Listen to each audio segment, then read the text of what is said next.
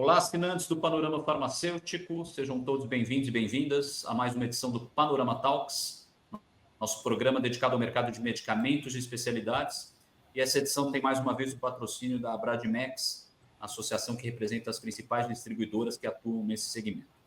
E hoje nós vamos falar de um tema muito preocupante, né, para o futuro das pesquisas clínicas no Brasil. E para isso estou recebendo o Fernando de Rezende Francisco, ele é gerente executivo da Abracro, que é a Associação Brasileira de Organizações Representativas de Pesquisa Clínica. Bom, Fernando, obrigado pela participação no Panorama Talks. Uma pena que para discutir um tema tão preocupante, mas necessário nesse momento para a gente refletir. Só para dar um contexto inicial, nós tivemos no fim de janeiro uma decisão do governo norte-americano que anunciou uma pausa de 3 meses nos programas de apoio ao desenvolvimento de outros países, né, para avaliar a eficiência e a conformidade desses programas com a política externa norte-americana.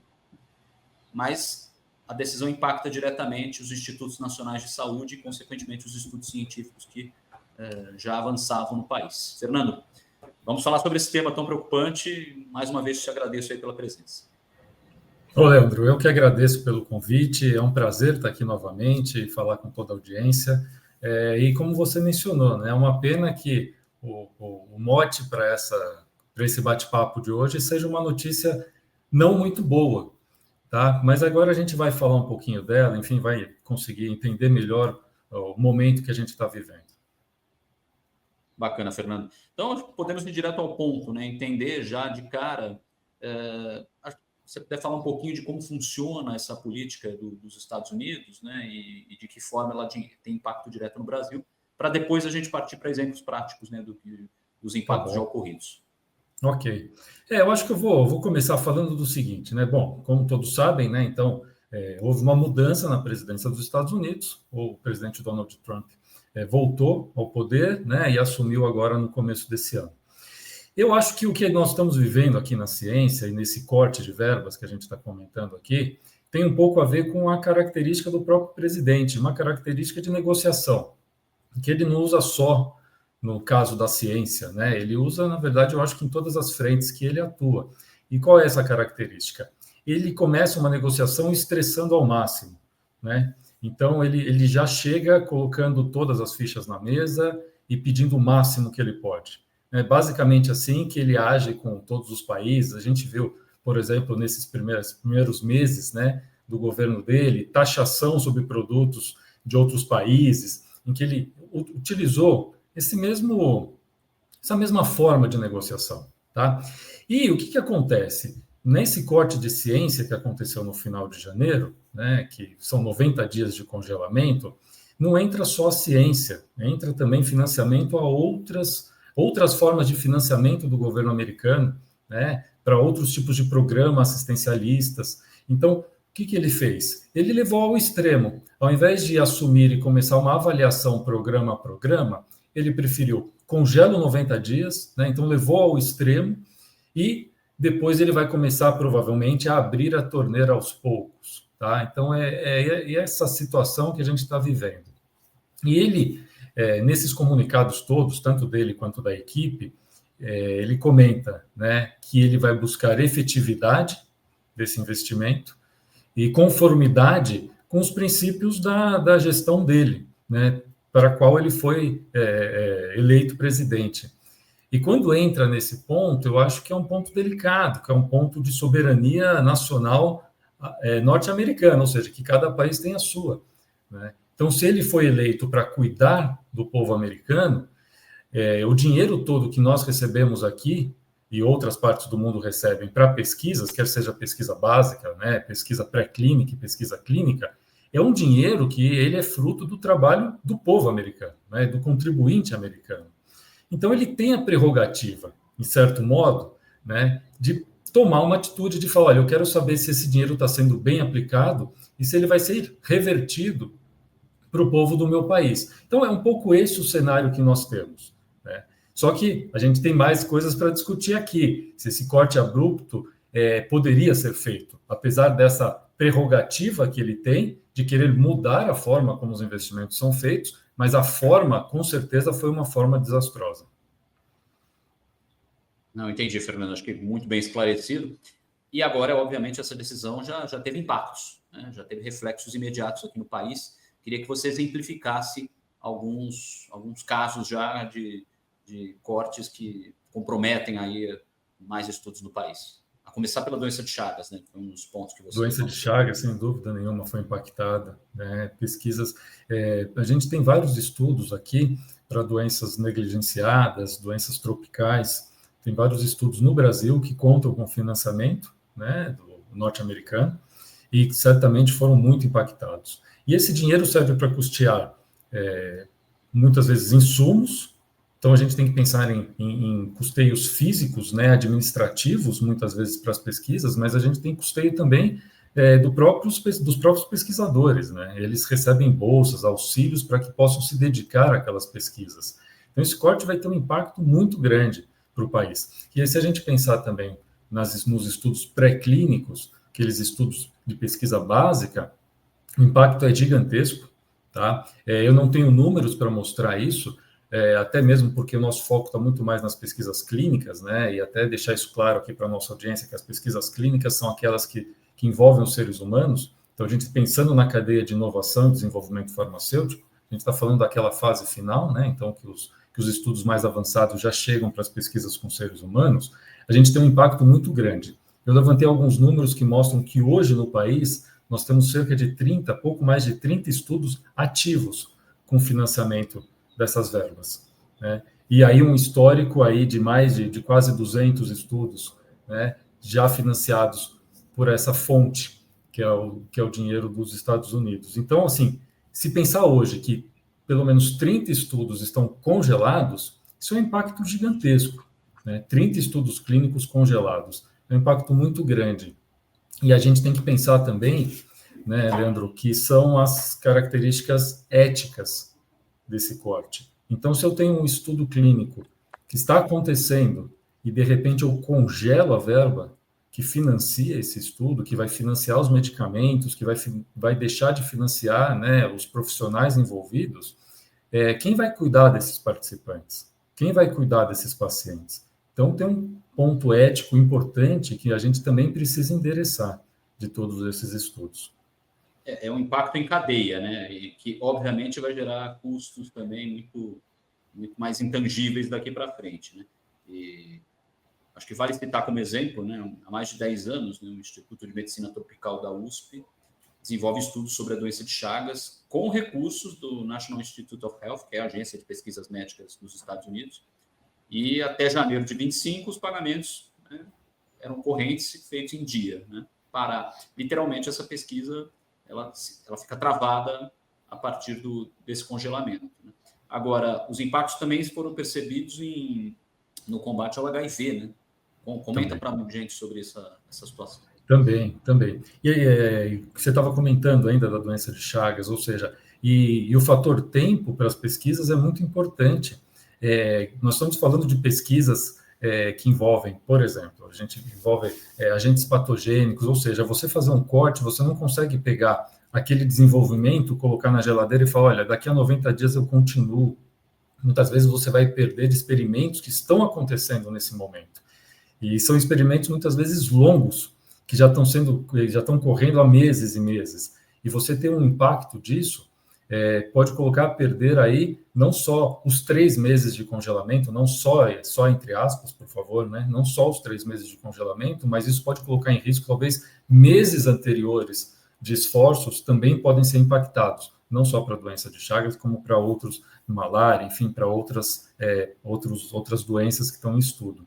No programa de HIV também, o risco é muito alto, porque o financiamento do NIH ou outras fontes dos Estados Unidos, fontes federais dos Estados Unidos, são fundamentais para diversos estudos de HIV, e não só estudos, mas também frentes assistencialistas, tá? De cuidado ao doente de HIV. Uma notícia que eu vi também que saiu, que é muito preocupante, que os Estados Unidos financiavam, através desses recursos, também muitas campanhas de contraceptivos em diversos países do mundo. Imagina você ter um corte no fornecimento de contraceptivos em diversos países pobres do mundo, né? Olha o impacto disso local.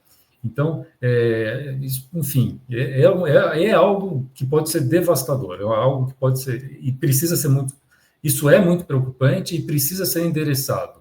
Eu creio, né, acompanhando, por exemplo, a imprensa de modo geral, que mesmo já tendo saído em grandes veículos, eu não sei se está sendo dada a atenção que esse assunto realmente precisa. Eu não sei se, por exemplo, o governo federal está dando a atenção que realmente esse assunto precisa. Então, eu acho que tem que ter uma mobilização de todo o setor para que a gente faça ecoar nos Estados Unidos o impacto disso. Porque tem um ponto, né, Leandro, que é assim, essa verba não é uma... A gente não pode encarar essa verba como uma esmola.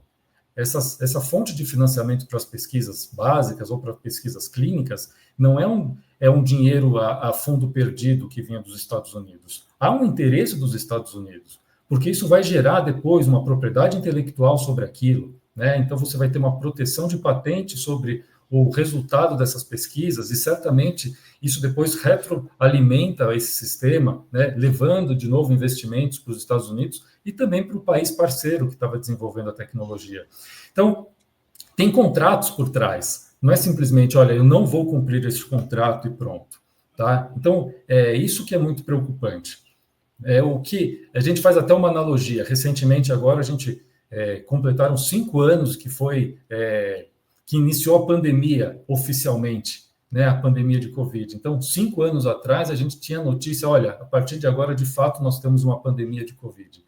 Esse impacto desse corte orçamentário, ele causa um transtorno, claro que eu não vou dizer que é igual à pandemia, né, que são outros problemas, mas ele traz um interrompimento abrupto para as pesquisas, que é também avassalador, que é uma tsunami. Né? Então, se naquela época os países se fecharam e a gente, apesar de poder pagar, não conseguia recursos para as pesquisas, o problema agora é não ter o recurso, né, para poder comprar esses insumos. Mas então o impacto para as pesquisas é de fato muito grande mesmo. E a gente tem que, eu acho que essa oportunidade de discutir isso aqui com vocês é ótima, tá? E a gente tem que estimular que outras frentes também discutam, outras entidades também discutam o tema, para que a gente não sofra aí um apagão científico no país. E como você mesmo frisou, Fernando, acarreta problemas para o paciente, mas também para os pesquisadores, né, que estão diretamente envolvidos. E é interessante destacar essa particularidade, né, das pesquisas clínicas. Não se trata de um corte temporário, né? Como você mesmo falou, vamos aguardar 3 meses, daqui a pouquinho retomamos o mesmo processo, nas mesmas condições. Você tem um corte abrupto mesmo, né, no modelo de pesquisa e eu acho que também aí uma questão, né, sem críticas pessoais, obviamente, mas a gente precisa estimular uma visão mais global e de longo alcance, porque é o que você falou, isso gera, né, do ponto de vista financeiro, gera uma propriedade intelectual, mas do ponto de vista da saúde e da universalização da saúde, você tem o Brasil é um celeiro de estudos, né, para todo o mercado, né, considerando o nível de envelhecimento da população, considerando a diversidade da nossa população, e todo esse estudo riquíssimo pode ir por água abaixo em função desse corte. É muito triste mesmo. Exato. Agora, pode falar, Fernando, desculpa. Não, eu ia comentar que sim, e essa analogia que eu faço com a própria Covid, né? Quando vem esse corte, a gente tem que entender agora qual é a nossa capacidade de contornar esse impacto. Será que o Brasil está preparado para contornar esse impacto? Por exemplo, para não deixar que essas pesquisas de fato sejam interrompidas tão abruptamente? Será que a gente fez a nossa lição de casa após a pandemia? Que está aí, né? A gente olha no retrovisor, a gente ainda enxerga a pandemia, que aconteceu outro dia. Então, passados 5 anos, será que nós temos dentro do Ministério da Saúde, né, todos os ministérios que nós temos, que hoje são muitos ministérios, será que nós temos planos de contingência para outros impactos? Então, esse impacto agora, como que nós vamos responder a ele? Nós estamos preparados? Fica uma reflexão, né? Fica uma reflexão. Eu entendo que esse governo traçou metas, né, para que o Brasil tenha a sua soberania de insumos básicos para a saúde, mas são metas a médio prazo, a longo prazo. O que nós temos já pronto, né? O que ficou aí? desses 5 anos que começou a pandemia, o que nós aprendemos? Eu não tenho as respostas, eu só tenho as perguntas. Deixo aqui como ponto de reflexão, né, para todos nós que fazemos parte da sociedade. Enfrentamos uma batalha. Dúvida se estamos prontos para outra já, né? Essa é a grande discussão, né? E a gente está falando também de doenças que, obviamente, têm um olhar muito atento da indústria farmacêutica. Queria entender um pouco, Fernando, como é que você enxerga a percepção da indústria em relação a esse momento, considerando principalmente as farmacêuticas multinacionais, que também investem fortemente em pesquisas no mercado brasileiro. Exato. Há uma preocupação dentro das indústrias, né? Eu conversei com algumas pessoas sobre o tema, e tanto nas indústrias nacionais quanto nas multinacionais, né? Todos estão olhando com muita preocupação esse cenário. E quando a gente acompanha as notícias, a gente já vê que, como eu falei no começo, né? Esse estilo de negociação de eu corto tudo e depois eu vou ver o que a gente vai liberar, há algumas ações, né, judiciais nos Estados Unidos, já enfrentando essa forma de agir. Então, eles já estão conseguindo, com sucesso, reverter, né, em alguns locais nos Estados Unidos, reverter algumas decisões. Então, o que a indústria está olhando é que, ao mostrar que os estudos com os quais elas estão envolvidos são estudos que interessam a população americana, né, e têm efetividade, né, que são as características que o atual governo norte-americano deseja, então eles acreditam que, mostrando isso rapidamente, eles vão conseguir reverter essa ordem e que o congelamento, de fato, não chegará a 90 dias. Tá?